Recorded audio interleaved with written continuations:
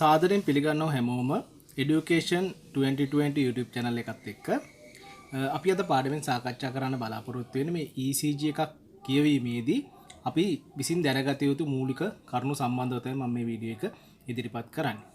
දැන් අපි බලමු මොකද්ද මේ ECG එකක් කියලා කියන්නේ කියලා.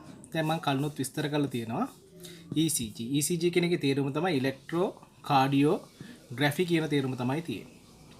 ඒ කියන්නේ අපේ heart එක නැත්නම් අපේ හෘදය ක්‍රියා කරනකොට මෙන්න මේකේ සෛලවල විද්‍යුත් අයන හෝමාරු වීම සිදු වෙනවා. එතන මෙන්න මේ විද්‍යුත් අයන හෝමාරුවත් එක්කම මෙන්න මේ සෛලවල කුඩා ප්‍රමාණයේ විද්‍යුත් විභවයන් උත්පාදනය වීම සිදු වෙනවා. ඉතින් මෙන්න මේ heart එක ක්‍රියා කරනකොට මෙන්න මේකේ ඇති වෙන විද්‍යුත්මය වෙනස් වීම අපි ECG යන්ත්‍රයක් කරහා තාප සංවේදී කඩදාසියක් මත ලබා ගත්තම අන්න ඒකෙදී ඇති වෙන ප්‍රස්ථාරමය සටහන තමයි අපි කියන්නේ ECG එකක් කියලා. එතකොට අපි මම කිව්වා ECG එකක් ලබා ගන්නකොට අපිට අවශ්‍යයි සේවාලාභියෙක්. ඒත් එක්කම ECG මැෂින් එකක් අවශ්‍යයි.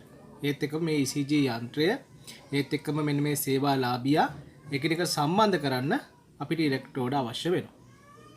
එතකොට ECG එකක් ලබා ගන්නකොට අපි භාවිතා කරනවා ඉලෙක්ට්‍රෝඩ. ඉලෙක්ට්‍රෝඩ අපි වර්ග දෙකකට වර්ගීකරණය කරා. අත් දෙකට සහ කකුල් දෙකට සම්බන්ධ කරන ඉලෙක්ට්‍රෝඩ වලට අපි කිව්වා ලිම්ප් ඉලෙක්ට්‍රෝඩ කියලා. පපුවට සම්බන්ධ කරන ඉලෙක්ට්‍රෝඩ වලට කිව්වා චෙස්ට් ඉලෙක්ට්‍රෝඩ කියලා. එතකොට මෙන්න මේ ඉලෙක්ට්‍රෝඩ මගින් ECG එක කොටස් 12ක් සාමාන්‍යයෙන් නිර්මාණය වෙනවා. ඊට වඩා වැඩි ප්‍රමාණයක් අපිට ගන්නත් පුළුවන්. අපි සාමාන්‍යයෙන් කොටස් 12ක් තමයි ලබා ගන්න. ඒකෙන්ද අපි ECG එකට කිව්වා මේ ECG එකට කිව්වා 12 lead ECG එකක් කියලා. එතකොට මේ 12 lead ECG එක අඩංගු leads අපි මෙන්න මේ විදිහට නම් කරනවා. lead L1, lead L2, lead L3, ඒ වගේම lead AVR, lead AVL, lead AVF. එතකොට මෙන්න මේ leads 6 L1, L2, L3, AVR, AVL, AVF. මෙන්න මේ leads 6ට අපි කියනවා limp lead කියලා. මොකද මෙන්න මේවා නිර්මාණය සඳහා ආධාර වෙන්නේ limp electrode. limp electrode මගින් තමයි මෙන්න මේ leads නිර්මාණය කරන්නේ. එහෙනම් මේවට අපි කියනවා limp leads කියලා. එතකොට chest electrode මගින් නිර්මාණය වෙන leads 6ක් තව. ඒවා නම් කරනවා V1, V2, V3, V4, V5 සහ V6 කියලා. මෙන්න මේ leads වලට අපි කියනවා chest lead කියලා. එතකොට ECG එකක් සම්පූර්ණයෙන්ම leads 12ක් නැත්නම් කොටස් 12ක් වගේ තමයි සමන්විත වෙලා තියෙන්නේ. එතකොට අපි මුලින්ම කතා කරා මෙන්න මේ ECG එක වගින් හෘද වේගය ගණනය කිරීම සම්බන්ධව. ඒතර ECG එක අපි ගත්ත හැටියෙම අපිට මේකේ heart rate එක ගණනය කිරීම සිදු කරන්න අවශ්‍යයි. ඒතර අපි heart rate එක කියලා කියන්නේ මොකද්ද? විනාඩියක් තුල හෘදය සංකර්ෂණ වෙන වාර ගන්නට තමයි අපි කියන්නේ හෘද වේගය කියලා. එතකොට හෘද සංකර්ෂණයක් කියන එක අපි මේකෙන් අදහස් කරන්නේ වෙන්ට්‍රිකල් එකක් සංකර්ෂණය left ventricle එක සංකර්ෂණය වෙලා ඒවට එකට blood out කරන වෙලාව. එතකොට මේකෙදී අපි සාමාන්‍යයෙන් ECG තරංගයක මෙන්න මේ R තරංගයේ මගින් නිරූපණය කරන්නේ ventricle එකක contraction එක. එතකොට මෙන්න මේ R තරංග දෙකක් කියලා කියන්නේ එක ventricle contraction එකක් ඇති වෙලා අනිත් ventricle contraction එක ඇතිවීමට ගත වන කාලය තමයි මෙන්න මේ අතර පරතරය නිරූපණය වෙන්නේ. එතකොට අපි හෘද වේගය කියලා කියන්නේ විනාඩියක් තුල කොච්චර හෘද සංකර්ෂණ ගණනක් සිදු වෙනවද නැත්නම් ventricle එක කොච්චර වාරයක් contract වෙනවද කියන එක තමයි අපි heart rate එක කියලා හඳුන්වන්නේ. එතකොට අපිට මෙන්න මේ විනාඩියක් තුල RR අතර පරතර කොච්චර ඇති වෙනවද කියලා බැලුවොත් අපිට ඒ ආधाරයෙන් හෘද වේගය ගණනය කරගන්න පුළුවන්. ඒ හින්දා මෙන්න මේ හෘද වේගය සෙවීම සඳහා අපි මෙන්න මේ වගේ සමීකරණයක් භාවිත කරනවා. heart rate සමානයි 300 බෙදීම RR අතර දුර. මෙන්න මේක 300 ගත්තොත් අපි මෙහෙදි බලන්නේ ලොකු කොටු. ඉතින් අපි හෘද වේගය ගණනය කරන්න මේ ආකාර සමීකරණයක් හදාගෙන තියෙනවා. එකක් තමයි heart rate සමානයි 300 බෙදීම RR අතර දුර ලොකු කොටු. ඉතින් අපි දන්නවා මෙන්න මේ ලොකු කොටුවක් තුල පොඩි කොටු මේ පැත්තට පහක් තියෙනවා. එහෙනම් මෙන්න මේක අපි කුඩා කොටුවටත් මේ සමීකරණ අපිට සකස් කරගන්න පුළුවන්. ඒ අනුව heart rate සමානයි කුඩා කොටු නම් එන්නේ 1500 බෙදීම RR අතර දුර කුඩා කොටු කියලා මෙන්න මේ සමීකරණය හදා ගන්න පුළුවන්. එතන මෙන්න මේ සමීකරණ දෙකෙන් ඕනම එකක් භාවිත කරලා අපිට හෘද වේගය ගණනය කරගන්න පුළුවන්. අපි උදාහරණයක් බලමු. කිසියම් ECG එකක් ගත්තන් පස්සේ ඒ ECG එකේ RR අතර දුර R තරංග දෙකක් අතර දුර අපි බැලුවම් පස්සේ ලොකු කොටු 5ක් කියලා අපිට එනවා. අපි ගණන් කරාම ලොකු කොටු 5යි. ඒතර අපි මෙන්න මේකට අදාළ හෘද වේගය ගණනය කරොත් අපි දන්නවා heart rate සමානයි 300 බෙදීම RR අතර තියෙන ලොකු කොටු ගන්න. ඒතර ලොකු කොටු ගන්න කීයද? 5යි. එහෙනම් මේකේ heart rate එක එනවා 60ක් BPM කියලා. beat per minute. ඒ කියන්නේ විනාඩියකට හෘදය ගැහෙන වාර ගන්න 60යි. ඒතර අපි හිතමු මෙන්න මේකේ RR අතර දුර කොටු 6යි කියලා. එහෙනම් හෘද වේගය කීයද දෙන්නේ? හෘද වේගය එනවා 50ක් කියලා එනවා. එතකොට අපි හිතමු මෙන්න මේකේ දෙකක් කියලා RR අතර පත ලොකු කොටු දෙකක් නම් හෘද වේගය එනවා 150ක් කියලා එනවා. ඒතර සාමාන්‍යයෙන් අපි නිරෝගී හෘදයක හෘදයේ ක්‍රියාකාරීත්වය පවත්වා ගන්න SA නෝඩ් එක මගින්. SA නෝඩ් එක මගින් නැති කරන රිද්ම එකට අපි කියනවා සයිනස් රිද්ම් එකක් කියලා. එතකොට මේ SA නෝඩ් එක සාමාන්‍යයෙන් විනාඩියක් තුල විද්‍යුත් ආවේග නිකුත් කරනවා විනාඩියකට 60ත් 100ක් අතර ප්‍රමාණයෙන් තමයි මෙන්න මේක විද්‍යුත් ආවේග නිකුත් කිරීම සිදු කරන්නේ. එහෙනම් අපි කියනවා සාමාන්‍ය හෘදයක වේගය විනාඩියකට බීට්ස් 60ත් 100ත් අතර ප්‍රමාණයක් කියලා අපි කියනවා.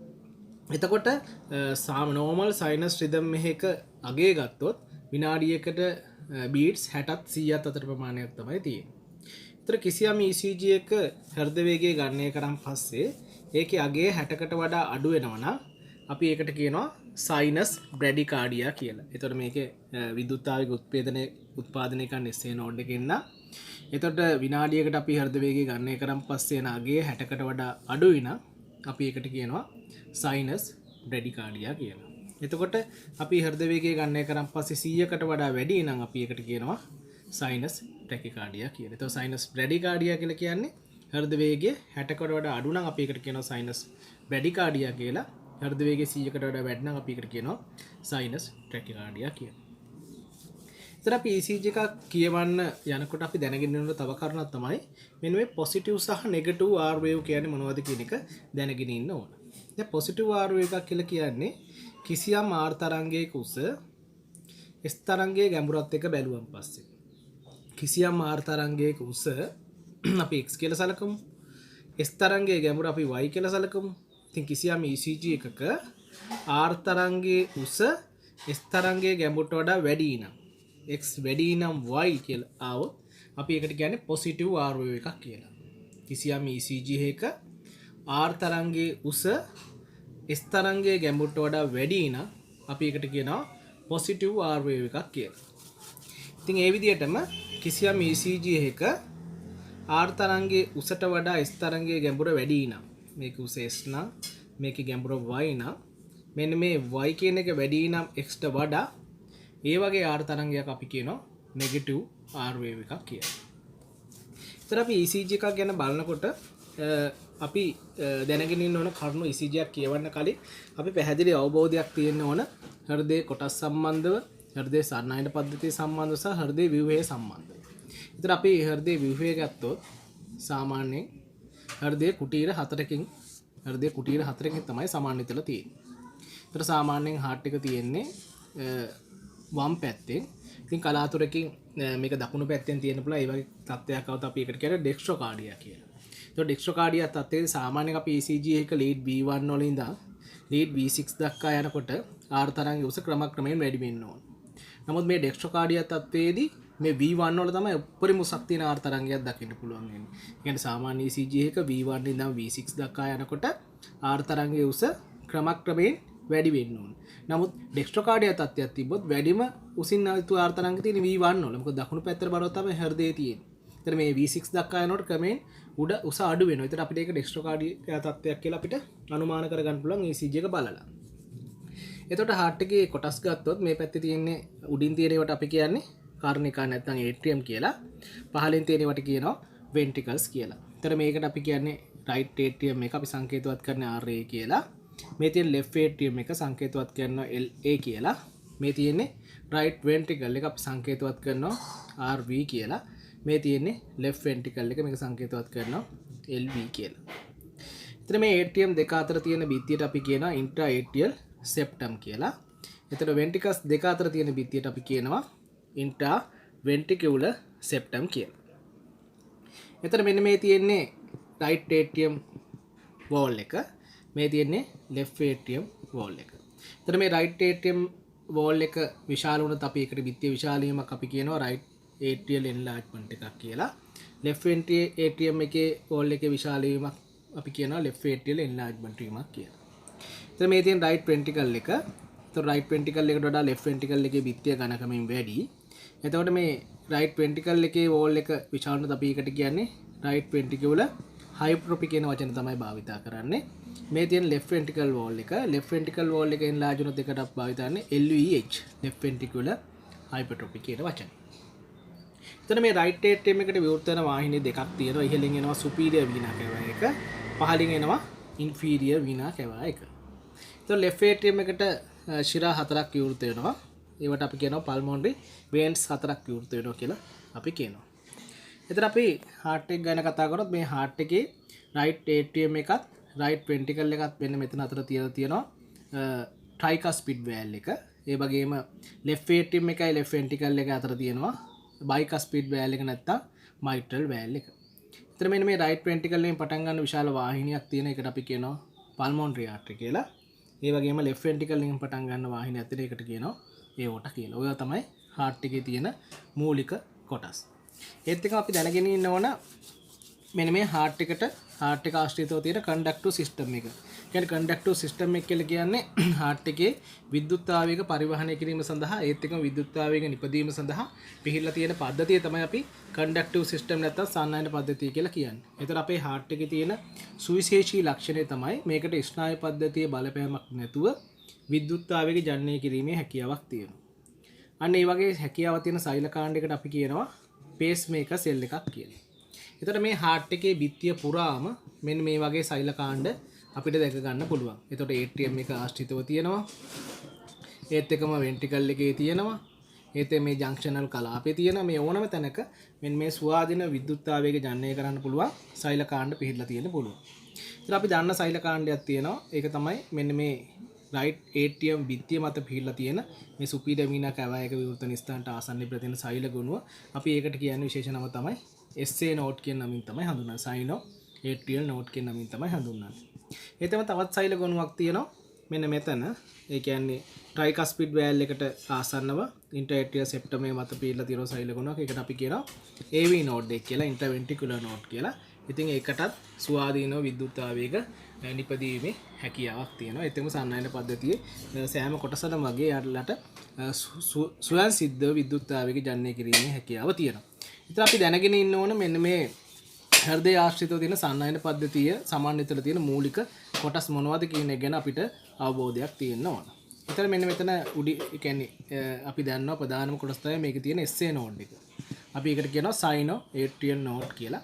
ඉතින් මෙන්න මේකට ස්නායු පද්ධතියේ බලපෑමක් නැතුව ස්වාධීනව විද්‍යුත් ආවේග ජනනය කිරීමේ හැකියාවක් තියෙනවා. මේ සාමාන්‍යයෙන් අපි කියනවා විනාඩියකට 60ත් 100ත් අතර වේගයකින් විද්‍යුත් ආවේග නිකුත් කිරීමේ හැකියාවක් SA node එකට තියෙනවා. ඉතින් මේ SA node එක නිපදවන විද්‍යුත් ආවේග AV node එක කරා මේ විදිහට ස්නායු තන්තුපත තුනකින් ගමන් පැමිණෙනවා AV node එකට. ඒත් එක මෙන්න මේ SA node එක නිපදවන විද්‍යුත් ආවේග left atrium එක කරා ගෙනියන්නේ තියෙන බ්‍රාන්ච් එක අපි එකට කියනවා Bachmann bundle කියලා. Bachmann bundle එක හරහා තමයි මේක ගෙනියන්නේ left atrium එක කරා. එතන මෙතනින් පස්සේ එන සාමාන්‍ය කොටස අපි හඳුන්වන්නේ bundle of His කියලා. අපි Hiskey කදම්බේ කියලා ඉගෙන තියෙනවා. මෙන්න මේක ශාඛා දෙකකට බෙදෙනවා. heart එකේ දකුණු පැත්තට ගමන් කරන එක අපි කියනවා right bundle branch කියලා. RBB කියලා කියනවා.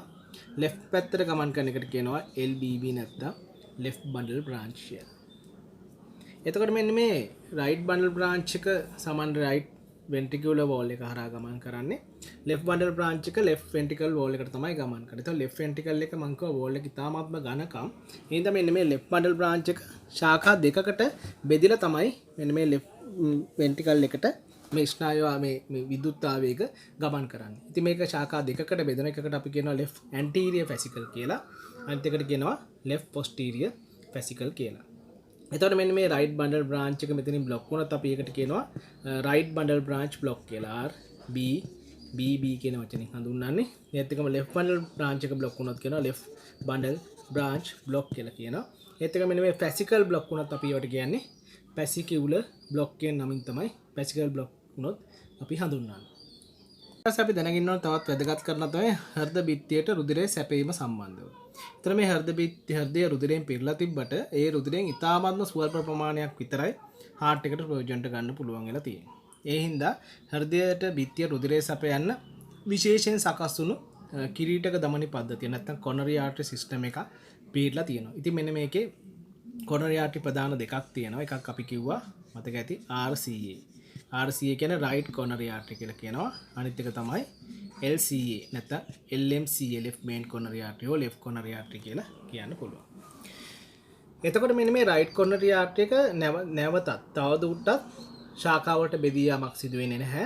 මෙන්න මේ left coronary artery එක ශාඛා දෙකකට බෙදිලා යනවා. එකකට අපි කියනවා LCX කියලා. ඒ කියන්නේ left circumflex artery කියලා. අනිත් එකට කියනවා LAD කියලා left anterior descending artery. එතකොට මම කියන්න heart එකේ wall එකට blood supply කරන්න coronary artery දෙකක් ප්‍රධාන පිහිල්ලා තියෙන එකක් තමයි right coronary artery එක. අනිත් එකට කියනවා left coronary artery කියලා. එතන මෙන්න මේ right coronary artery එක ප්‍රධාන අනුශාඛාවලට බෙදී යාමක් සිදු වෙන්නේ නැහැ. left coronary artery එක ශාඛා දෙකකට බෙදිලා යනවා. එකකට කියනවා left circumflex artery කියලා. අනිත් එකට කියනවා left anterior descending artery කියලා. ඉතින් අපි දැනගෙන ඉන්න ඕනේ මෙන්න මේ coronary artery එක ECG එකක් මගින් නිරූපණය වෙන leads මගින් නිරූපණයක් අපිට මෙන්න මේකෙදි සලකන්න පුළුවන්. ඉතින් අපි එන්නේ මේක මේ විදිහට ඉදිරිපත් කරනවා. මුලින්ම RCA කියන එකට අදාළ leads කීපයක් තියෙනවා. මේ leads අපි නම් කරනවා L2 එකයි L3 එකයි AVF එක කියන leads තුනෙන් නිරූපණය කරන්නේ right coronary artery එක. මොනවද? L2 කියන එකයි L3 කියන එකයි AVF කියන leads තුනෙන් නිරූපණය කරන්නේ right coronary artery එක. ඒත් එකම LCX කියන එක අපි කියන left circumflex artery එක L1 කියන එකයි AVL කියන එකයි V5 කියන එකයි V6 කියන මෙන්න මේ leads වගේ නිරූපණය කරන්නේ left circumflex artery එක. ඊට පස්සේ LAD කියන්නේ left anterior descending artery එක V1 V2 V3 V4. එතන මෙන්න මේ leads හතරෙන් නිරූපණය කරන්නේ LAD එක. ඒ කියන්නේ left anterior descending artery එක. එතන මං කිව්වා coronary artery ප්‍රධාන වශයෙන් දෙකක් තියෙනවා. ඒවයි ශාඛාත් එක්ක ඔක්කොම ප්‍රධාන coronary artery තුනක් තියෙනවා. එකක් කිව්වා right coronary artery කියලා. අනිත් එකට කිව්වා left circumflex artery කියලා.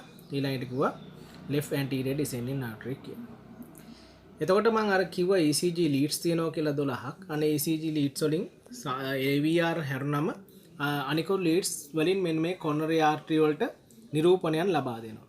දැන් සාමාන්‍යයෙන් RCA එක right coronary artery එක නිරූපණය කරන්නේ lead L2, lead L3 සහ lead AVF වලින් තමයි right coronary artery එක නිරූපණය කරන්නේ. එතකොට LCX එක left circumflex artery නිරූපණය කරනවා lead L1, lead AVL, lead V5 සහ lead V6 වලින්. ඒ වගේම LAD එක left anterior descending artery එක නිරූපණය කරනවා lead V1, lead V2, lead V3 සහ lead V4 වලින්. ඉතින් ඒ අනුව අපි left main coronary artery එක LMCA එක නැත්නම් left coronary artery එක නිරූපණය කරනවා.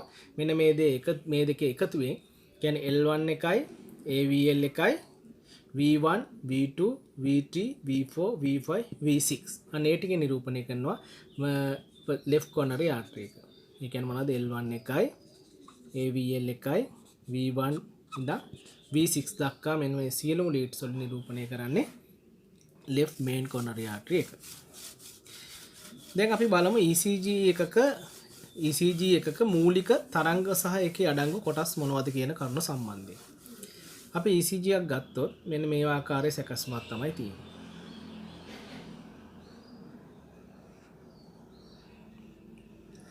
ඒතර ECG එකක මෙන්න මේ සේරම තරංග පිහිල්ලා තියෙන මෙන්න මේ වගේ රේඛාවක් මත. ඉතින් මෙන්න මේ රේඛාවට විශේෂ නමක් කියනවා. ඒක තමයි isoelectric line. නැත්නම් අපි කියනවා බේස් ලයින් කියන නමින් තමයි හඳුන්වන්නේ. ඉතින් ECG එක තරංග පිහිල්ලා තියෙන්නේ තනි රේඛාවක් මත. අනේ රේඛාවට අපි කියන නම තමයි isoelectric line නැත්නම් බේස් ලයින් කියන නමින් තමයි හඳුන්වන්නේ. ඒතර ECG එකක් ඇතිවීමේදී ඉස්සෙල්ලාම ඇති වෙන තරංගයට අපි කියනවා P තරංගය කියලා. එතන මේ P තරංගයක් ඇති වෙන්න හේතුව අපි සලකලා බැලුවොත් මං කිව්වා විද්‍යුත් ආවේග සාමාන්‍ය හෘදයක උත්පාදනය කරන්න SA නෝඩ් එකකින්. එතන මේ SA නෝඩ් එකේ නිපදවන විද්‍යුත් ආවේග ඒට්‍රියම් වෝල් එක හරහා ගමන් කරනකොට අන්න ඒකේ සෛලවල විද්‍යුත් විභවය වෙනස් වීම ඇති වෙනවා. අන්න ඒ විද්‍යුත් විභවය වෙනස් වීම ECG මැෂින් එකෙන් සටහන් කරන ආකාරය නිරූපණය කරන්නේ P තරංගය. ඒ කියන්නේ ATM cells වල විද්‍යුත්මය වෙනස් වීමේ ප්‍රස්ථාරක නිරූපණය තමයි P wave එකක් මගින් නිරූපණය වෙන්නේ. එතකොට මෙන්න මේ ECG එකක් අපි හෘදේ මෙන්න මේ SA නෝඩ් එකේ නිපදවන විද්‍යුත් ආවේග ATM cells වලින් ගමන් කරනකොට ATM cells වල ඇතිවන විද්‍යුත්මය වෙනස් වීමට අපි නමක් කියනවා atrial depolarization කියන වචනේ තමයි භාවිතා කරන්නේ. atrial depolarization කියන වචනේ තමයි භාවිතා කරන්නේ. එතන මේ atrial depolarization මේ ප්‍රතිඵලයක් විදිහට තමයි ECG එක P තරංගයක් ඇඳෙන්නේ. එතකොට P තරංගයට පස්සේ ඇති වෙන මේ කොටසට මෙන්න මේකට අපි කියනවා Q wave එක කියලා, මේකට කියනවා R wave එක කියලා, මේකට කියනවා S wave එකක් කියලා. එතකොට මේ විද්‍යුත් ආවේග ventricle cells හරහා ගමන් කරනකොට ඒ ventricle cells වල ඇති වෙන විද්‍යුත් විභවය වෙනස් වීම. අන්න අපි ඒකට කියනවා ventricular depolarization කියලා. ඒතර ventricular depolarization නේ ප්‍රතිඵලයක් විදිහට තමයි මෙන්න මේ QRS complex කියන එක නිර්මාණය වීම සිදු වෙන්නේ. ඉතින් මෙන්න මේකදී මේක QRS complex එකක්ම වෙන්න ඕනේ නැහැ. මේක එක එක හැඩතල වලින් ඇති වෙන්න පුළුවන්. ඉතින් අපි බලමු මේ මොනවද කියලා. මේ විදිහට ඇති වුණොත් අපි මේකට කියනවා මේ තියෙන R තරංගය, මේ තියෙන S තරංගය. අපි කියනවා RS pattern එකක් කියලා කියනවා මේ වගේ ඇති වුණොත්. මේ වගේ ඇති වුණොත් මේකට කියනවා QS pattern එකක් කියලා. එතකොට මේ විදිහට ඇති වුණොත් මේකට කියනවා QR pattern එකක් කියලා. එතකොට සාමාන්‍ය විදිහට මේ විදිහට ඇති වුණොත් අපි කියනවා මේකට QRS pattern එකක් කියලා. එතකොට ඔය වගේ හැඩතල අපිට දකින්න පුළුවන්. ඊට අමතරව මෙන්න මේ වගේ හැඩතල. M අකුරක ආකාරයට තියෙන්න පුළුවන්. M pattern එකක් විදිහට තියෙන්න පුළුවන් ventricular depolarization එක. එහෙම නැත්නම් මෙන්න මේ විදිහට R S R dash ආකාරයේ හැඩයකට තියෙන්න පුළුවන්. එහෙම නැත්නම් මෙන්න මේ ආකාරයේ හැඩයකට, මෙන්න මේ ඕනම ආකාරයේ හැඩයකට මේ ventricular depolarization එක present වෙන්න පුළුවන්. ඒතර ventricular depolarization කියලා කියන්නේ මෙන්න මේ විද්‍යුත් ආවේග ventricle cells මතින් ගමන් කරනකොට මේ ventricle cells වල විද්‍යුත් විභවය වෙනස් වීම ඇති වෙනවා. අන්නේ විද්‍යුත් විභවය වෙනස් වීම වල ප්‍රස්ථාරගත නිරූපණය තමයි අපි මේ ECG එක QRS complex එකක් හරි නැත්නම් RS complex එකක් හරි මේ කිසියම් කොටසකින් නිරූපණය කරන්නේ. එතකොට අපි මේ කොටස් ගැන කතා කරා මොනවද? P තරංගය ගැන කතා කරා, Q තරංගය කතා කරා, R සහ S තරංග කතා. මේකට අපි කියව QRS complex එක කියලා. එතන මේ තියෙන T තරංගය. එතකොට T තරංගයක් කියලා කියන්නේ මෙන්න මේ ventricle muscle එකෙන් විද්‍යුත් ආවේග ඉවත් වීමේදී නැත්නම් අපි කියනවා ventricular repolarization වීමේදී ඇතිවන තරංගය තමයි T wave එක කියලා කියන්නේ. ඒතර ඔයාලට ප්‍රශ්නයක් ඇති atrial එක repolarize වෙන්නේ නැද්ද කියලා. ඒතර atrial එක repolarize වෙනවා. ඒකෙදි තියෙන තරංගයක් අපි කියනවා tau wave කියලා. මේ tau wave කියන එක සාමාන්‍යයෙන් ECG එක දැක් ගන්න අපහසුයි. මොකද මේක මේ QRS complex එක ඇතුලේ ගිලිලා තමයි පිළිලා තියෙන්නේ tau wave එක. දැන් අපි බලමු තවත් මෙන්න මේ ECG එකේ කොටස් පිළිබඳව අපිට දැනගන්න ඕන විශේෂිත කොටස් කිහිපයක් තියෙන. ඒ කොටස් ගැන අපි අවබෝධයක් තියෙන්න ඕන. මුලින් මම කියලා දෙන්නම් මොකද්ද මෙන්න මේ P තරංගයේ ආරම්භයේ ඉඳලා මෙන්න මේ Q තරංගයේ ආරම්භය දක්වා මෙන්න මේ කොටස. මේකට අපි කියනවා PR interval කියලා. ECG එකේ ඉතාමත්ම වැදගත් කොටසක් තමයි PR interval එක. PR interval එක කියලා කියන්නේ P තරංගයේ ආරම්භයේ ඉඳලා Q තරංගයේ ආරම්භය දක්වා කොටසට අපි කියනවා PR interval එක කියලා. මේක ECG එකේ ඉතාමත් වැදගත් කොටසක්. ඒතර මේකට අයිති වෙන්නේ මෙන්න මේ P තරංගයත් මෙන්න මේ කොටස. මේකට අපි කියන්නේ PR segment කියලා. PR segment. ඒතර PR segment එකයි P තරංගයේ එකතුව තමයි අපි කියන්නේ PR interval එක කියලා. එතන අපි මේ PR interval එකට සම්මත අගයක් තියෙනවා. මේ P තරංගයේ මේ තියෙන්නේ QRS. මේ P තරංගයේ ආරම්භයේ ඉඳලා Q තරංගයේ ආරම්භය දක්වා මෙන්න මේ කොටස තමයි PR interval එක කියලා කියන්නේ. එතන මේ PR interval එකට සම්මත අගයක් තියෙනවා. අපි කියනවා මේකේ අගය පොඩි කොටු 3 ඉඳලා පොඩි කොටු 5ත් අතර අගයක් තමයි මේක සාමාන්‍ය අගය කියලා අපි සලකන්නේ. එතන මේක අපි සෙකන්ඩ් වලින් කියනවා නම් 0.12 සෙකන්ඩ් ඉඳලා 0.12 සෙකන්ඩ් ඉඳලා 0.2 සෙකන්ඩ් වෙනකන් තමයි මේකේ සාමාන්‍ය අගය. එතන කිසියම් ECG එක PR interval එක පොඩි කොටු 3කට වඩා අඩු වෙනවා නම් අපි මේ වගේ PR interval එකකට කියනවා short PR interval එකක් කියලා. කිසියම් ECG එක PR interval එක පොඩි කොටු 3කට වඩා අඩු වෙනවා නම් අපි ඒකට කියනවා short PR interval. නැත්නම් අපි කියන්නේ 0.12 සෙකන්ඩ් වලට වඩා අඩු වෙනවා නම් අපි ඒකට කියන්නේ short PR interval එකක් කියලා. ඒතර කිසියම් ECG එක PR interval එක පොඩි කොටු 5කට වඩා වැඩි වෙනවා නම් අපි ඒකට කියනවා prolonged PR interval එකක් කියලා. එතකොට සාමාන්‍ය PR interval එක තියෙනවනේ පොඩි කොටු 3ක් 5ක් අතර පොඩි කොටු 3කට වඩා අඩු නම් අපි ඒකට කියනවා short PR interval කියලා. පොඩි කොටු 5කට වඩා වැඩි නම් අපි ඒකට කියනවා prolonged PR interval කියලා. එතකොට සාමාන්‍යයෙන් ECG එක අපිට තියෙන්න ඕනේ මෙන්න මේ අතර පරාසය තමයි තියෙන්න ඕනේ. මේකට වඩා වැඩිවීම හෝ අඩුවීම තිබ්බොත් ඒ ගැන අපි සැලකිලිමත් වෙන්න ඕන. එතකොට අපි ECG එක තවත් ඉතාමත් වැදගත් කොටසක් තියෙනවා. ඒ කොටස ගැනත් අපි දැනගෙන ඉන්න ඕන. ඒ තමයි මෙන්න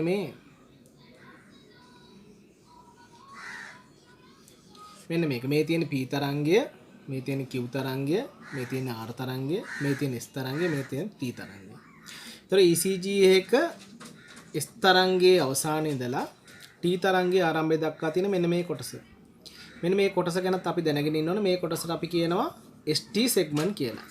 ST segment කියලා. ST segment කියලා කියන්නේ S තරංගයේ අවසානයේ ඉඳලා T තරංගයේ ආරම්භය දක්වා තියෙන මෙන්න මේ කොටසට අපි කියනවා ST segment කියලා. අන්න ඒ කොටස ගැනත් අපි විශේෂයෙන් දැනගන්න ඕනේ. ඒතර මේ ST segment එකේ ඇති වෙන පුළුවන් වෙනස්කම් දෙකක් තියෙනවා.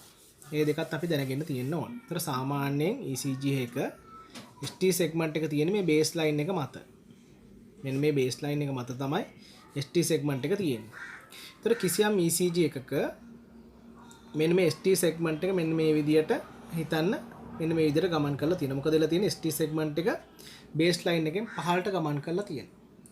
ඒතර මේ වගේ තත්යකට අපි කියන්නේ ST segment depression කියලා තමයි මේක හඳුන්වන්නේ. ST segment එක baseline එකෙන් පහළට ගමන් කළොත් අපි ඒකට කියන්නේ ST segment depression තත්ත්වයක් කියලා. ඒත් එකම තමයි ST segment එක baseline එකකින් ඉහළට ගමන් කරන්න පුළුවන්. ST segment එක මෙන්න මේ විදිහට ගමන් කරලා තියෙනවා. බලන්න දැන් මෙතන ST segment එක මොකද වෙලා තියෙන්නේ? මේ තියෙන baseline එක එකකින් ඉහළට ST segment එක ගමන් කරලා. එතකොට ඒකට අපි කියන්නේ ST segment elevation කියලා තමයි කියන්නේ. එතකොට ST segment එක කියලා මම කිව්වේ මේ ECG එක P තරංගය, Q තරංගය, R තරංගය, S තරංගය. මේ S තරංගයේ ආරම්භයේ ඉඳලා මේ තියෙන T තරංගයේ ආරම්භය දක්වා තියෙන මේ කොටසට තමයි අපි කියන්නේ ST segment එක කියලා. මේ ST segment එකක් තියෙන්න ඕනේ මෙන්න මේ baseline එක මත. කිසියම් ECG එක ST segment එක baseline එකෙන් පහළට ගමන් කරොත් මෙන්න මේ විදියට ST segment එක baseline එකෙන් පහළට ගමන් කරොත් අපි ඒකට කිව්වා ST segment depression තත්ත්වයක් කියලා. ඒත් එක්කම ST segment එක baseline එකෙන් ඉහළට ගමන් කරොත් අපි ඒකට කියන්නේ ST segment elevation තත්ත්වයක් කියලා. ඒතර ST segment එක සාමාන්‍යයෙන් පිහිටලා තියෙන්න ඕනේ baseline එක මත තමයි ST segment එක පිහිටලා තියෙන්න ඕනේ. ඊට පස්සේ අපි තවත් ඉතාමත් වැදගත් කරුණක් ගැන කතා කරද්දී ඒ තමයි මෙන්න මේ Q තරංගයක තියෙන ගති ලක්ෂණ. එතන මේ Q තරංගයක් සාමාන්‍යයෙන් ECG එක මම කිව්වා ECG තරංග අඳිනකොට මේ තියෙනවා P තරංගය, මේ තියෙනවා Q තරංගය, මේ තියෙනවා R තරංගය, මේ තියෙනවා S තරංගය, මේ තියෙනවා T තරංගය. ඒ කියන්නේ P තරංගයට පස්සේ පහළට ඇතිවෙන තරංගය තමයි අපි Q තරංගය කියලා කියන්නේ. එතන මේ Q තරංගයක් ECG එක තියෙන්න ඕන තරංගයක් නෙවෙයි. සාමාන්‍යයෙන් Q තරංගයක් තිබ්බේ නැහැ කියන එක ප්‍රශ්නයක් නෑ. නමුත් කුඩා Q තරංගයක් lead L1 වල, lead AVL වල, lead B5 වල, lead B6 වල සාමාන්‍යයෙන් දැක ගන්න පුළුවන්. ඒතර කිසියම් සැලකිය යුතු Q තරංගයක් තියෙනම් අපි මේ පිළිබඳව අපේ අවධානය යොමු කරන්න ඕන. ඉතින් ඒ අනුව අපිට Q තරංග ප්‍රධාන කොටස් දෙකකට බෙදලා දක්වන්න පුළුවන්. එකකට අපි කියනවා physiological Q wave කියලා. අනිත් එකට කියනවා pathological Q wave කියලා. ඒතර මේ කිසියම් Q තරංගයක් physiologicalද නැත්නම් pathologicalද කියලා තීරණය කරන්නේ මේ Q තරංගයේ ගැඹුර R තරංගයේ උසට දක්වන අනුපාතය මත. නැත්නම් ප්‍රතිශතය මත. ඒතර මේ තියෙන Q තරංගය අපි Q තරංගය අපි ගැඹුර අපි හිතමු මේ විදිහට අපි අඳිමු මෙන්න මේක. එතකොට මෙන්න මේ විදිහට මේ තියෙන Q තරංගයක් මේ තියෙන R තරංගයක්. ඒතර මේ තියෙන Q තරංගයේ ගැඹුර අපි හිතමු x කියලා. R තරංගයේ උස y කියලා හිතමු. ඉතින් මෙන්න මේකේ x බෙදීම y Q තරංගයේ ගැඹුර බෙදීම R තරංගයේ උසේ ප්‍රතිශතය අපි ගත්තන් පස්සේ ඒකේ යගේ 125කට වඩා වැඩි නම් අපි මේ වගේ Q තරංගයට කියනවා pathological Q wave එකක් කියලා. මොකද pathological Q wave එකක් කියලා. ඒත් එක්කම මෙන්න මේ Q තරංගයේ ගැඹුර R තරංගයේ උසට දක්වන අනුපාතය ප්‍රතිශතය 125කට වඩා අඩුයි නම් අපි මේ වගේ Q තරංගයට කියනවා physiological Q wave එකක් කියලා. එතකොට physiological Q wave එකක් ECG එක තියෙන එක සාමාන්‍ය තත්ත්වයක්. නමුත් pathological Q wave එකක් තියෙනම් අපි මේ පිළිබඳව අපේ අවධානය යොමු කරන්න ඕන. අපි උදාහරණයක් විදිහට ගමු. මෙන්න මේ විදිහට ගත්තොත් කිසියම් ECG Q තරංගය ගත්තොත් Q තරංගයේ ගැඹුර මිලිමීටර් 5යි. R තරංගයේ උස ගත්තොත් මිලිමීටර් 10යි. එතන මෙන්න මේකෙන් අපි අහනවා මෙන්න මේක මේ Q තරංගයේ physiologicalද pathologicalද කියලා. අපි මොකද කරන්න? Q තරංගයේ උස 5යි. R තරංගයේ ගැඹුර 10යි. වැඩි කරනවා 100% ප්‍රතිශතය. ඒතර කීයද දෙන්නේ 150. ඒතර ඒක පැතොලොජිකල් Q wave එකක් විදිහට තමයි අපි ගණන් ගන්නේ. තව උදාහරණයක් ගමු. Q තරංගයක ගැඹුර මිලිමීටර් 5ක් කියලා හිතමු මේකේ. 5ක් තියෙනවා. R තරංගයේ උස මිලිමීටර් 25යි. අපි මේක බලමු හදලා. ඒතර මේකේ Q තරංගයේ ගැඹුර බෙදීම R තරංගයේ උස වැඩි කිරීම 100%. ඒතර මෙතන එනවා 4යි 120යි. 120 කියන්නේ 125ට වඩා අඩුයි. ඒතර අපි මේ වගේ Q තරංගයක් කියලා හඳුන්වනවා physiological Q wave එකක් කියලා. එතකොට ECG එක physiological Q wave එකක් තියෙන එක අපි සාමාන්‍ය තත්ත්වයක් විදිහට සැලකනවා. නමුත් pathological Q wave එකක් තියෙනම් අපි මේ පිළිබඳව අපේ අවධානය යොමු කරන්න ඕන. තවත් මාතෘකාවක් වැදගත් කොටසක් ගැන කතා කරන්නේ ඒ තමයි cardiac axis එක. cardiac axis කියලා කියන්නේ අපි දන්නවා මේ සන්නය පද්ධතිය ක්‍රියා කරනකොට මෙන්න මේකේ විද්‍යුත්මය බලයක් ඇති වෙනවා. ඒතර මේ විද්‍යුත් බලයේ පැතිරීමේ සංප්‍රයුක්ත දිශාවට තමයි අපි කාඩියක ඇක්සිස් කියලා හඳුන්වන්නේ. දැන් අපි දන්නවා සන්නයන පද්ධති 15 කොටස් සැලකුවොත් මේ තියෙනවා AV නෝඩ් එක. AV නෝඩ් එකට පස්සේ තියෙනවා bundle of fish. bundle of fish ශාඛා දෙකකට බෙදෙනවා.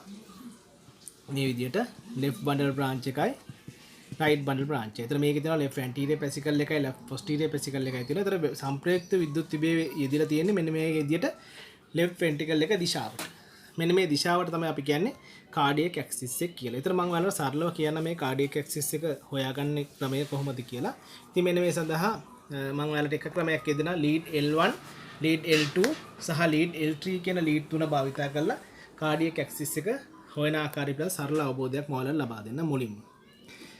ඉතින් කිසියම් ECG එක lead L1 එක positive RO එකක් තියෙනවා. lead L2 වල positive RO එකක් තියෙනවා. lead L3 වල positive RO එකක් තියෙනවා. අපි ඒකට කියනවා normal cardiac axis එකක් තියෙන ECG එකක් කියලා. එතන මෙන්න මේ ECG එකේ L1 කියන එක negative RO එකක් තියෙනවා. L2 සහ L3 කියන එක positive RO එකක් තියෙනවා. අපි මේකට කියනවා right axis deviation එකක් කියලා. ඉතින් axis එක දකුණු පැත්තට කැරකිලා කියලා කියනවා right axis deviation එකක් කියලා කියනවා. ඒතර කිසියම් ECG එක L1 කියන එක positive වුණා. L2 L3 කියන දෙක negative වුණා. අපි මේකට කියනවා left axis deviation එකක් කියලා. L1 කියන එක positive, L2 සහ L3 කියන දෙක negative. එහෙනම් අපි ඒකට කියන්නේ left axis deviation එකක්. ඊට මෙහෙම තිබ්බොත් L1 කියන එක positive, L2 කියන එක positive, L3 කියන එක negative.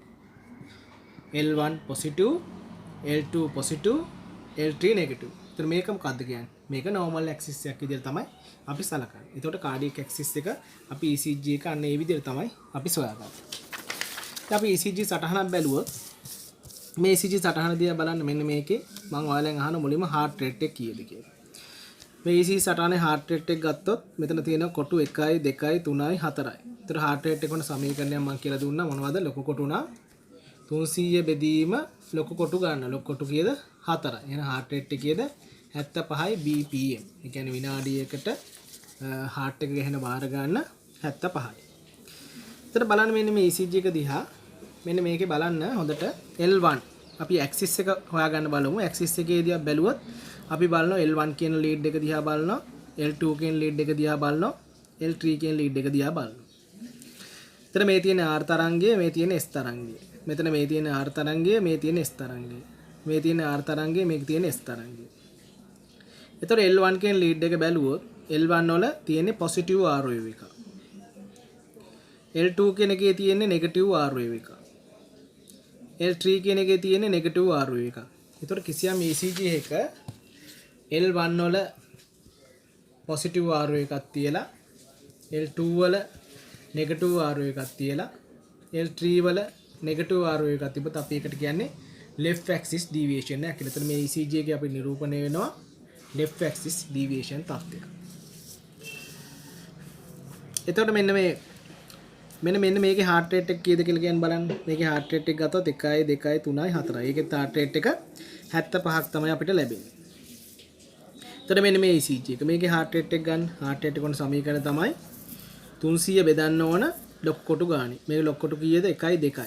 එතකොට log කොටු 2ක් කියලා කියන්නේ 300 බෙදීම 2. heart rate එක විතර මේ ECG එක අනුව 150ක් එනවා. අපි කියන්නේ මේකට අපි කියන්නේ sinus decades. අපි කියන්නේ P node එකක් තියෙන heart rate එකෙන් P එකක් එක්ක හෘද වේගය 150ට 100ට වඩා වැඩි නම් අපි ඒකට කියනවා sinus tachycardia කියලා. එතකොට P wave එකක් තියෙන ECG එක හෘද වේගය 60කට වඩා නම් අපි ඒකට කියනවා sinus bradycardia. ඊට අමතරව supraventricular tachycardia, ventricular tachycardia, ඊට පස්සේ atrial tachycardia. මේ විදිහට tachycardia වර්ගීකරණය කරන්න පුළුවන් අපිට arrhythmia හෘදය. අපි සරලව මතක තියාගත්තොත් සාමාන්‍ය හෘදයක, ඒ කියන්නේ SA node එකෙන් heart එක run කරන හෘදයක සාමාන්‍යයෙන් හෘද වේගය 100ට වැඩි කියන අපි ඒකට sinus tachycardia තමයි කියන්නේ. දැන් P තරංගයක් නැත්තම් අපි ඒවට SVT වගේ තියෙනවා. මම දැන් මේ කිව්ව සටහන අපි ගණන් ගන්න එපා.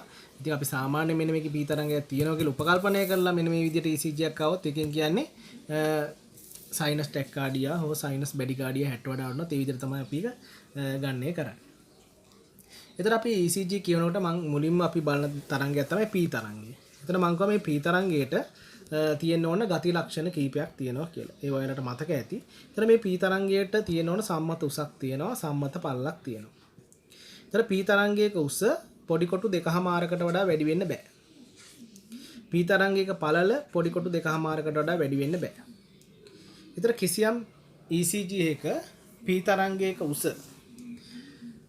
පොඩි කොටු 2.5කට වඩා වැඩි නම් අපි මේ වගේ P wave එකකට කියන්නේ tall P wave එකක් කියලා.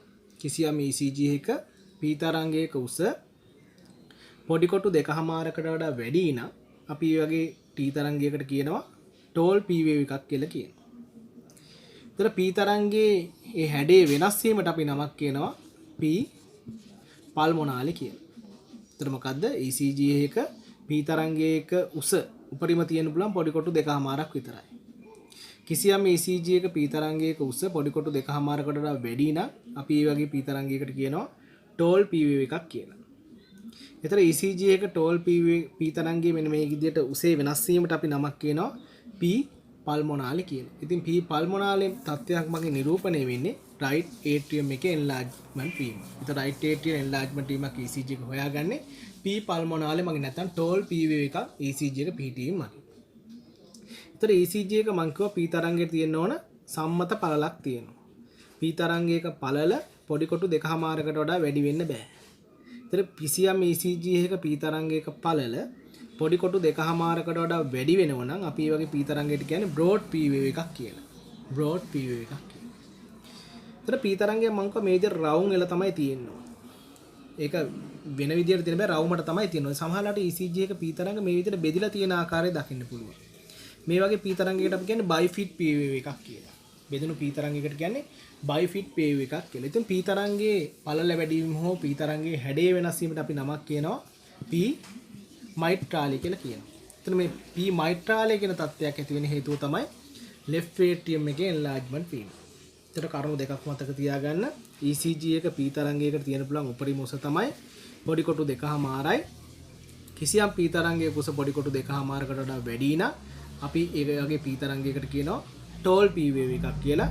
ඉතින් tall P wave එකක් හින්දා මෙන්න මේ P තරංගයේ හැඩය වෙනස් වීමට අපි කියනවා P pulmonale කියලා. ඉතින් මේ P pulmonale තත්ත්වයක් ECG නිරූපණය වෙන්නේ right atrium enlargement තත්ත්වයක් තමයි P pulmonale එකකින් නිරූපණය වෙන්නේ. ඒතර ECG එක මම කිව්වා P තරංගයේ තියෙන පුළුවන් සම්මත පළල උපරිම පළලක් තියෙනවා. P තරංගයේ පළල පොඩි කොටු 2.5කට වඩා අඩු වෙන්න ඕන.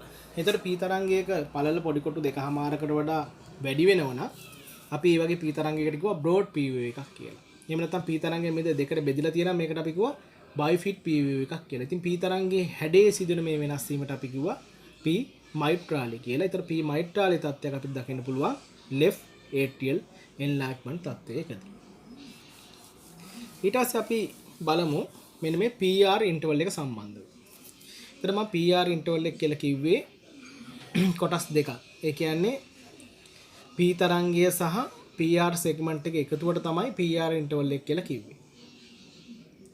එතකොට මෙන්න මේ P තරංගයේ වෙනස් වීම හේතුවෙන් අපිට p තරංගයත් එක්ක මේ PR ඉන්ටර්වල් එකත් එක්ක අපිට හඳුනා ගන්න පුළුවන් hard blocks. hard blocks හඳුනා ගන්න පුළුවන්. මම මේ පාඩමේදී ඔයාලට කතා කරනවා hard blocks ගැන. ඉතින් hard block අපිට ප්‍රධාන වර්ග දෙකකට බෙදන්න පුළුවන්. එකක් තමයි SA block කියලා කියනවා. අනිත් එකට කියනවා AB block කියලා. SA block කියන්නේ sino-atrial block. අනිත් එකට AB block කියන්නේ atrioventricular block කියන නමින් තමයි හඳුන්වන්නේ. ඒතකොට SA block කියන එකත් first degree second degree ඔය විදිහට වර්ගීකරණය කරන්න පුළුවන්. ඉතින් මම අද පාඩමේ මෙතන පාඩමෙන් මම කතා කරන්නේ atrioventricular block ගැන. මේ atrioventricular block නැත්තම් AB block අපිට ප්‍රධාන කොටස් තුනකට බෙදන්න පුළුවන්. atrioventricular block ප්‍රධාන කොටස් තුනකට බෙදන්න පුළුවන්. එකක් තමයි අපි කියනවා first degree atrioventricular block කියලා. මේක first degree කියලා කියන්න පුළුවන්. දෙවෙනි එකට කියනවා second degree atrioventricular block කියලා. ඊට පස්සේ කියනවා third degree atrioventricular block කියලා. එතකොට මොනවද? hard block ප්‍රධාන වර්ග දෙකයි. එකක් තමයි SA block. අනිත් එකට අපි කියනවා AB block කියලා. එතකොට AB block ප්‍රධාන කොටස් තුනකට බෙදන්න පුළුවන්. එකකට කියනවා first degree atrioventricular block කියලා. අනිත් එකට කියනවා second degree atrioventricular block කියලා. අනිත් එකට කියනවා third degree atrioventricular block කියලා.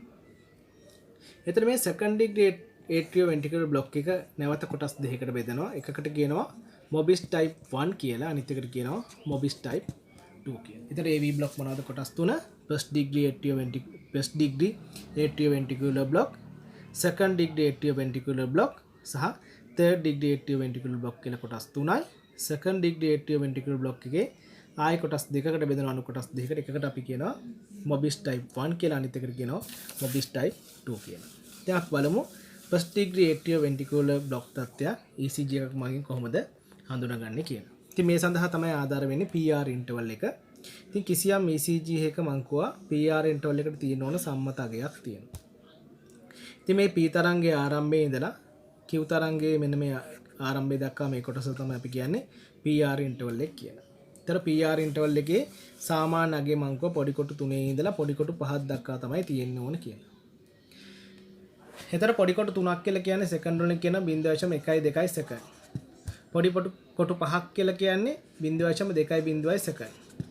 කිසියම් ECG එකක PR interval එක පොඩි කොටු 3කට වඩා අඩු වුණොත් අපි ඒකට කිව්වේ short PR interval එකක් කියලා. පොඩි කොටු 5කට වඩා වැඩි වුණොත් අපි ඒකට කිව්වා prolonged PR interval එකක් කියලා. ඒතර කිසියම් ECG එකක PR interval එක පොඩි කොටු 5කට වඩා වැඩි නැත්නම් prolonged PR interval එකක් නම් තියෙන්නේ අපි යන්නේ ඒකට කියනවා first degree atrioventricular block තත්ත්වයක් කියලා. ඒතකොට ECG එකක first degree atrioventricular block තත්ත්වයක් හඳුනාගන්නේ prolonged PR interval එක මගින්. ඒක තමයි පළවෙනි දේ. તો second degree atrioventricular block වර්ග දෙකයි. එකකට කියනවා Mobis type 1 කියලා. අපි බලමු Mobis type 1 ගණේ hard block එකක් කොහොමද atrioventricular block තත්ත්වයක් ECG එකෙන් හඳුනාගන්නේ කියලා. ඉතින් මෙන්න මේකෙදී අපිට මෙන්න මේ වගේ ECG සටහනක් තමයි දැක් ගන්න පුළුවන් වෙන්නේ.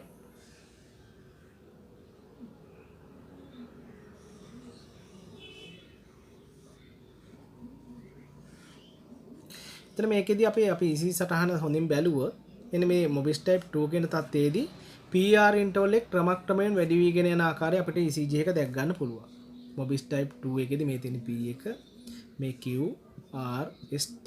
Mobis type 2 ගණේ hard block එකේදී Mobis type 1 කියන hard block එකේදී PR interval එක ක්‍රමක්‍රමයෙන් වැඩි වීගෙන යන ආකාරය දැක් ගන්න පුළුවන්. වැඩි වීගෙන ගිහලා මෙන්න මේ වගේ දෙයක් වෙනවා. අවසානට මෙන්න මේ විදිහට PR interval එකක් හදනවා. දිග ලොකු PR interval එකක් හදලා T තරංගයක් හදලා ඊළඟ වේව් එකේදී මෙන්න මේ විදිහට තමයි තියෙන්නේ. මේ විදිහට. PR interval එක උඩරිම දක්වා වැඩි වෙනවා. වැඩි වෙලා P තරංගයක් හදනවා. එතන මේ තරංගේ නම් කරොත් P Q R S T. ආයි මෙතන P තරංගයක් තියෙනවා. මෙතන P තරංගයක් තියෙනවා. මොකද්ද වෙලා තියෙන්නේ? හොඳින් බැලුවොත් අපිට පේනවා මෙන්න මේ P තරංගයට QRS complex එකක් නැහැ. ඒතර QRS complex එකක් absent වෙලා. ඒතර first degree මේක second degree AV block එකේ Mobis type 1 එකේදී අපිට දකින්න ECG වෙනස්කම තමයි PR interval එක ක්‍රමක්‍රමයෙන් වැඩි වීගෙන ගිහිල්ලා එක්තරා අවස්ථාවේදී QRS complex එකක් absent වෙනවා. ඒතර P තරංග වැඩිපුර දැක ගන්න පුළුවන්. ඒතර first degree AV block එකේදී උනේ PR interval එක හැමතැනම 0.2 සෙකන්ඩ් වලට වඩා වැඩි. ඒතර මේ second degree එකේ Mobis type 1 වලදී වෙන්නේ PR interval එක අඩු වගේක ඉඳගෙන ක්‍රමක්‍රමයෙන් වැඩි වීගෙන ගිහිල්ලා එක්තරා අවස්ථාවකදී මෙන්න මේ QRS කම්ප්ලෙක්ස් එකක් ඇබ්සන්ට් වීම සිදු වෙනවා. මෙන්න මේක තමයි අපි කියන්නේ MOBIS type 1 ගණේ hard block එකක් කියලා. ඉතින් MOBIS type 2 කියන එක ගත්තොත් MOBIS type 2 වලදී වෙන්නේ මෙන්න මේ වගේ දෙයක්. මෙන්න මේ දෙකට එක තුනට එක ආකාරයට මෙන්න මේ QRS කම්ප්ලෙක්ස් ඇබ්සන්ට් වීම සිදු වෙනවා. මේ අවස්ථාව ගත්තොත් මෙතන තියෙනවා P තරංගය, Q තරංගය, R තරංගය, S තරංගය, T තරංගය. මෙතන P තරංගයක් තියෙනවා, ආයි P තරංගයක් තියෙනවා, Q R S T. මොකද මෙතන වෙලා තියෙන්නේ? මෙන්න මෙතන එක තරංගයකට පස්සේ ඊළඟට ඇති වෙන P තරංගයට QRS කම්ප්ලෙක්ස් එකක් නැහැ. QRS කම්ප්ලෙක්ස් එකක් ඇබ්සන්ට් වෙලා. ඒතර තරංග එකකට හෝ දෙකකට එකක් විදියට මෙන්න මේ විදියට ක්‍රමානුකූල රටාවට ඇබ්සන්ට් වීම සිදු වෙනවා මෙන්න මේ තත්ත්වයේදී. මෙන්න මේ වගේ තත්ත්වයක් තමයි අපි කියන්නේ MOBIS type 2 කියලා. එතන MOBIS first degree atrial ventricular block එකේදී අපි දකින්න පුළුවන් වුණා PR interval එක වැඩි, prolonged PR interval එකක් දකින්න හම්බුණා. එතන MOBIS second degree atrial ventricular block ආකාර දෙකයි. MOBIS type 1 සහ MOBIS type 2 කියලා. MOBIS type 1 එකේදී අපිට PR interval එක ක්‍රමක්‍රමයෙන් වැඩි වීගෙන ගිහිල්ලා QRS complex එකක් ඇබ්සන්ට් වෙන ආකාරය දකින්න පුළුවන් වුණා. එතන MOBIS type 2 එකේදී මේ ආකාරයට PR කියන්නේ P තරංගයට හැම එකටම QRS complex නැහැ. එතන මෙන්න මේ ආකාර රටාවකට ඇබ්සන්ට් වෙන ආකාරය අපිට දැක ගන්න පුළුවන්. ඊට පස්සේ බලමු නේද මේ third degree atrioventricular block කියන්නේ කියලා. මේ third degree atrioventricular block කියන එකට අපි කියනවා complete heart block කියන නමෙනුත් හඳුන්වනවා. third degree atrioventricular block කියන එකට අපි කියන අනිත් නම තමයි complete heart block. එතන මෙන්න මේකෙදී වෙන දේ තමයි heart එකේ මේ විදිහට අපි දල සටහනක් ඇඳුවත් heart එක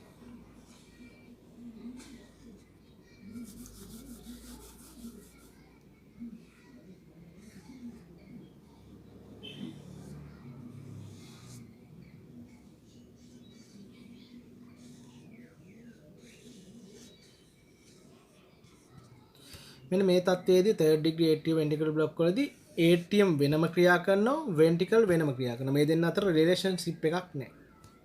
කියන්නේ මේ දෙන්නට ස්වාධීනව තමයි මේ දෙන්න ක්‍රියා කරන්නේ. නැත්නම් සාමාන්‍යයෙන් මෙන්න මෙයා විසින් මෙයා ඇදගෙන යනවා. නමුත් මෙන්න මේකෙදි වෙන්නේ මේ දෙන්න ස්වාධීනව මේ දෙන්නට ඕන විදියට ක්‍රියා කරනවා. එතකොට මෙන්න මේ ventricles වලට උඩින් තියෙන කොටස atrium ක්‍රියා කරන්නේ අපි හිතමු SA node එකකින්. උඩින් තියෙන pacemaker එකක් මගින් තමයි atrium ක්‍රියාකාරීත්වය පවත්වාගන්නේ. එතන ventricle ක්‍රියාකාරීත්වය පවත්වා ගන්න මේ හැරි තියෙන pacemaker අපි හිතමු මේ පහළ තියෙන pacemaker කියලා මේ හැරි තියෙන pacemaker තමයි ventricles ක්‍රියාකාරීත්වය පවත්වන්නේ. මේකෙන් දෙන්න වෙන වෙනම තමයි ක්‍රියා කරන්නේ. එතන මෙන්න මේ atrium වල තියෙන pacemaker එකට අදාළ වේගයක් තියෙනවා. මෙන්න මේ atrium කොටස් වලට. ඉතින් මේ උඩ කොටස් වැඩ කරනවා 60ත් 100ත් අතර වේගයකින්. එතන පහළ කොටස් වැඩ කරනවා 40ත් 60ත් අතර වේගයකින්. එතන මේ දෙන්නගේ atrium වලට වෙන වේගයක් තියෙන්නේ. ventricles වලට වෙන වේගයක් තියෙනවා. ඒ කියන්නේ වේග දෙකකින් තමයි මේ දෙන්න ක්‍රියා කරන්නේ. ඒතර ECG එක අපි අරගෙන බැලුවොත් සාමාන්‍ය normal ECG එක අපි P දෙකක් අතර පරතරය මැනලා බැලුවොත් R දෙකක් අතර පරතරය මැනලා බැලුවොත් ඒ දෙකට එන්නේ එකම අගයක්. ඒ කියන්නේ රේට් එක අපි හෙව්වොත් P දෙකක් අතර පරතරය මැනලා බලලා රේට් එක හෙව්වත් R දෙකක් අතර පරතරය මැනලා රේට් එක හෙව්වත් එකම අගයක් එන්නේ. ඉතින් මේ වගේ අවස්ථාවකදී අපි P දෙකක් අතර මැන්නොත් වැඩි වේගයක් අපි වේගය 100ක් විතර එනවා. ඒතර ventricle rate එක RR දෙකක් අතර දුර මැන්නොත් කුඩා රේට් එකක් 40ක් 50ක් වගේ අගයක් තමයි එන්නේ. ඉතින් මේ වගේ තත්ත්වයක් තමයි අපි third degree atrioventricular block තත්ත්වයක් කියලා කියන්නේ. ඉතින් මේකෙදි permanent pacemaker එකක් කියන්නේ pacing කරන එක තමයි pacemaker එකක් මෙන්න මේ තත්ත්වයේදී යොදන්න සිදු වෙනවා. ඊළඟට අපි බලමු මෙන්න මේ ST segment එක ආශ්‍රිතව දකින්න පුළුවන් වෙනස්කම් මොනවද කියලා. ඉතින් මෙන්න මේකෙදි ST segment elevation තත්ත්වය අපි විශේෂයෙන්ම මෙන්න මේ MI තත්ත්වය ගැන කතා කරන්න ඕනේ. MI තත්ත්වයක් කියලා කියන්නේ අර coronary artery අවරෝධනයක් වීම හින්දා මෙන්න මේ heart muscle එකක් necrose වෙන තත්ත්වයකට අදාළ condition එකක් තමයි MI එකක් කියලා කියන්නේ. ඉතින් මේ MI එකේදී අපිට දකින්න පුළුවන් ECG වෙනස්කම තමයි ST segment එක elevation වෙන එක. සාමාන්‍යයෙන් මං කිව්වා ST segment එකක් baseline එක මත තමයි තියෙන්න ඕනේ. අපි ECG එක තරංග මාක් කරොත් මේ තියෙන P තරංගය, මේ Q තරංගය, R තරංගය, S තරංගය, T තරංගය. S තරංගයේ අවසානයේ ඉඳලා T තරංගයේ ආරම්භය දක්වා මෙන්න මේ කොටස තමයි අපි ST segment කියලා හඳුන්වන්නේ. ඊතර මේ ST segment එක තියෙන්න ඕනේ baseline එක මත. ඊතර කිසියම් ECG එක මෙන්න මේ ST segment එක baseline එකෙන් මෙන්න මේ විදිහට ඉහළට ගමන් කරනවා නම් අපි ඒකට කිව්වා ST segment elevation තත්ත්වයක් කියලා. එතන මේ ST segment elevation එකත් එක්ක අනිකුත් criteria MI එකට අදාළ නම් අපි ඒක කියනවා acute MI තත්ත්වයක් කියලා තමයි අපි මේ අවස්ථාව හඳුන්වන්නේ. එතන මෙන්න මේ මං කිව්වා coronary artery අපිට නිරූපණයක් සිදු කරන්න පුළුවන් කියලා. ඔයාලට මතක ඇති. එතන මං කිව්වා coronary artery අපි තුනක් කතා කරා. එකක් තමයි RCA එක, LCX එක සහ LAD එක. එතන RCA එක නිරූපණය වෙන්නේ L2 එකනොයි L3 එකනොයි AVF එකනොයි තමයි RCA එක නිරූපණය වෙන්නේ. LCX එක නිරූපණය වෙනවා L1 AVL V5 සහ V6 වලින් තමයි LCX එක නිරූපණය වෙන්නේ. LAD එක නිරූපණය වෙනවා V1 V2 V3 සහ V4 කියන කොටස් වලින්. එතකොට හිතන්න කිසියම් ECG එකක ST segment එක elevation එකක් වෙලා තියෙනවා L2 වලයි L3 වලයි AVF කියන lead තුනේ. එතකොට මේකට අදාළ coronary artery ඔයාලා දන්නවා. මොකද්ද L2 L3 AVF කියන්නේ RCA එකට අදාළ කොටස. එතකොට මේකෙදි බ්ලොක් කරලා තියෙන්නේ RCA එක right coronary artery එක තමයි බ්ලොක් කරලා තියෙන්නේ. එතකොට අපි මෙන්න මේ කොටස මගේ නිරූපණය කරන heart wall එකට අපි නමක් කියනවා heart එකේ inferior wall එක කියලා. එතකොට කිසියම් ECG එකක ST segment elevation තත්ත්වයක් lead L2 වල L3 වල AVF වල දකින්න පුළුවන් නම් අපි මේ වගේ තත්ත්වයක් කියනවා inferior wall myocardial infarction තත්ත්වයක් කියලා. ඒතර ඒකෙදි බ්ලොක් කරලා තියෙන්නේ මොන coronary artery ද? right coronary artery තමයි බ්ලොක් වීමට ලක් වෙලා තියෙන්නේ. අපි විදිහට උදාහරණයක් බලමු. කිසියම් ECG එකක L1 වල AVL වල V5 වල V6 වල මෙන්න මේ leads වල ST segment elevation තත්ත්වයක් දක ගන්න පුළුවන්. ඒතර ඔයාලා දන්නවා L1 AVL V5 V6 කියන මෙන්න මේ leads නිරූපණය කරන්නේ මොන coronary artery ද කියලා. lead L1 AVL V5 V6. එතන මෙන්න මේවා නිරූපණය වෙන coronary artery තමයි LCX එක. left circumflex artery. එතන කිසියම් ECG එකක මෙන්න මේ L1 එකනොයි AVL එකනොයි V5 V6 කියන මෙන්න මේ කොටස් වලින් නිරූපණය කරන heart muscle එක තමයි lateral wall එක. මං කිව්වා L2 L3 AVF වලින් නිරූපණය කරන්නේ inferior wall එක. ඒ විදිහටම L1 AVL V5 V6 වලින් නිරූපණය lateral wall එක. ඒතර කිසියම් ECG එක L1 AVL V5 V6 කියන මේ කොටස් වල ST segment elevation තත්ත්වයක් තිබ්බොත් අපි ඒකට කියන්නේ acute lateral wall myocardial infarction තත්ත්වයක් කියලා තමයි හඳුන්වන්නේ. ඒතකොට බ්ලොක් කරලා තියෙන coronary artery තමයි LCX කියන coronary artery තමයි බ්ලොක් කරලා තියෙන්නේ. එතකොට අපිට මෙන්න මේ ECG එකක් මගින් මියගිය පටක් කොටසක් හඳුනා ගන්න පුළුවන්. අපි ඒකට කියනවා old MI එකක් හඳුනා ගන්න පුළුවන් කියලා ECG එකක් මගින්. ඒතර සමහරලාට මේ ECG එක ඒ කියන්නේ MI එකක් ආවන් පස්සේ ඒකට නිසි ප්‍රතිකාර කරන්න තුනොත් heart එකේ පටක් කොටසක් මේ යන්න පුළුවන්. ඉතින් ඒ වගේ අවස්ථාවකදී අපිට මෙන්න මේ කාලයක් ගියත් මේක ECG එකක් මගින් අපිට බලා ගන්න පුළුවන්. මෙන්න මේකට අදාළ ECG change එකක් ECG එකේ සටහන් වෙලා තියෙනවා. ඉතින් මම මෙන්න මේ සඳහා අපිට ආධාර වෙන්නේ ECG එක Q තරංගය. ඔයාලට මතක ඇති මම කිව්වා මේ Q තරංගයක් අපිට ප්‍රධාන කොටස් දෙකකට වර්ගීකරණය කරන්න පුළුවන් කියන එකක් තමයි physiological Q wave, අනිත් එකට අපි කිව්වා pathological Q wave කියලා. ආයි පොඩ්ඩක් මතක් කරොත් අපි Q තරංගය කියලා කියන්නේ ECG එක මේ තියෙන P තරංගය. ඊට පස්සේ පහළට තියෙන පළවෙනි තරංගය තමයි Q තරංගය. ඊට පස්සේ R තරංගය. ඊට පස්සේ මේ විදිහට S තරංගය සහ T තරංගය විදිහට අඳින්න පුළුවන්. ඊට මේ තියෙන P තරංගය, මේ තියෙන Q තරංගය, මේ තියෙන R තරංගය, මේ තියෙන S තරංගය, මේ තියෙන්නේ T තරංගය. ඒතර මම කියවා ECG එක Q තරංගයක් කියන එක අනිවාර්යයෙන්ම තියෙන ඕන තරංගයක් නෙවෙයි. Q තරංගයක් තියෙන්න පුළුවන්. Q තරංගයක් නොතිබුණා කියන එක ප්‍රශ්නයක් නෙවෙයි. හැබැයි තිබ්බොත් අපි මේ Q තරංගය බලන්න ඕනේ. ඒ Q තරංගය physiological Q තරංගයක්ද pathological Q wave එකක්ද කියන එක ගැන අපේ අවධානය අපි යොමු කරන්න ඕනේ. ඒතර අපි මම ඔයාලට කියලා දුන්නා physiological සහ pathological Q waves කොහොමද හඳුනාගන්නේ කියලා.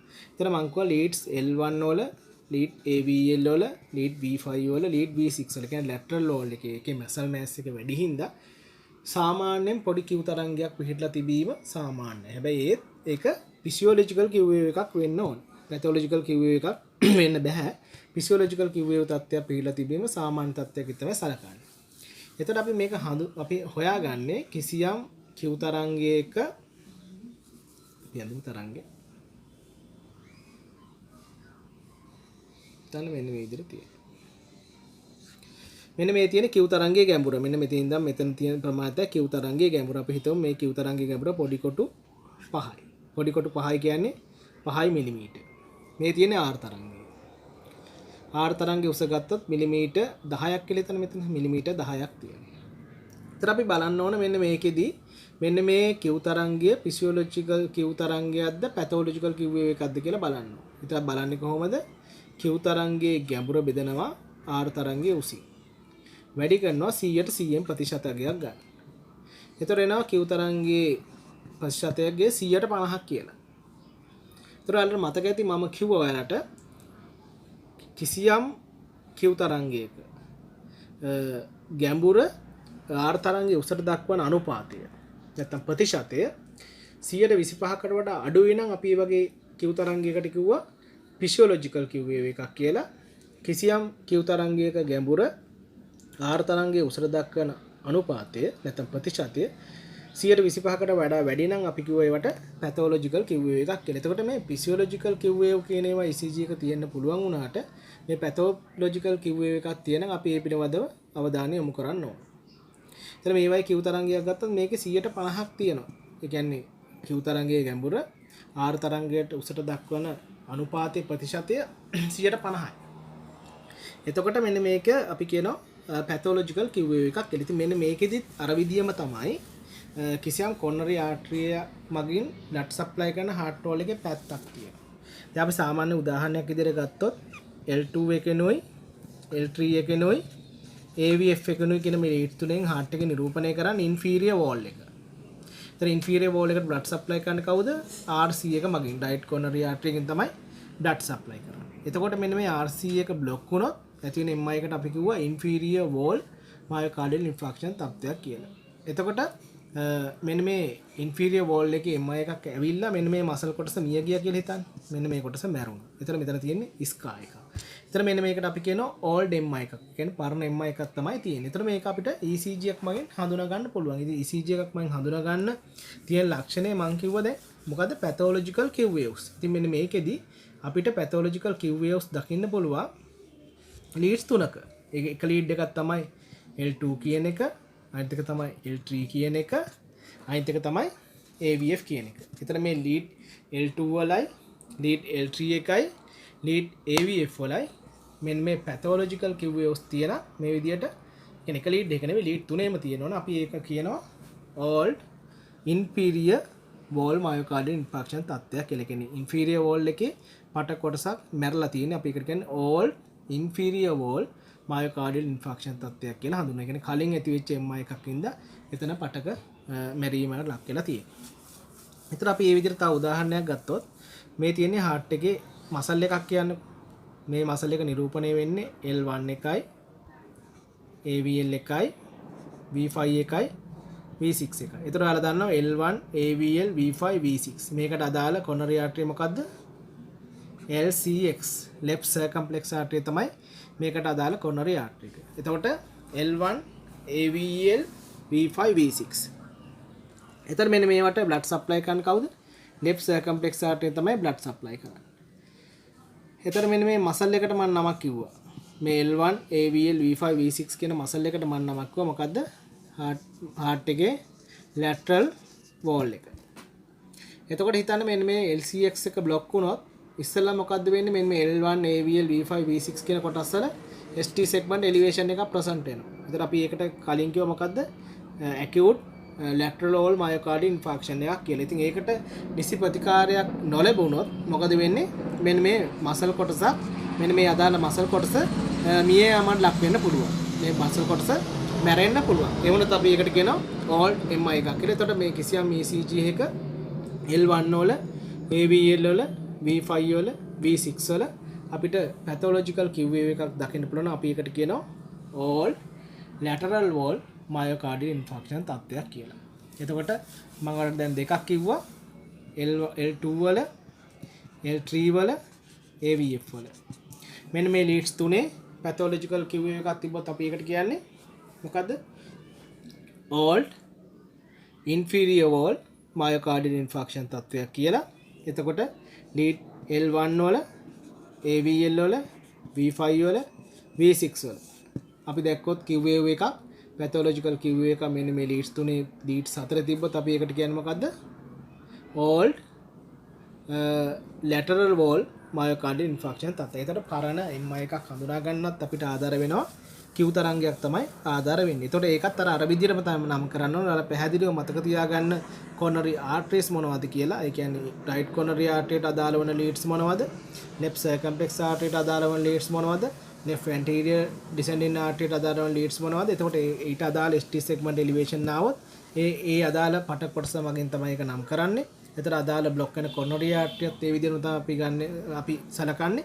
ඉතින් ඒකට අදාළ පටක කොටස මිය ගියොත් අපිට මේ අවස්ථාවේදී පැතොලොජිකල් QAs හඳුනා ගන්න පුළුවන්.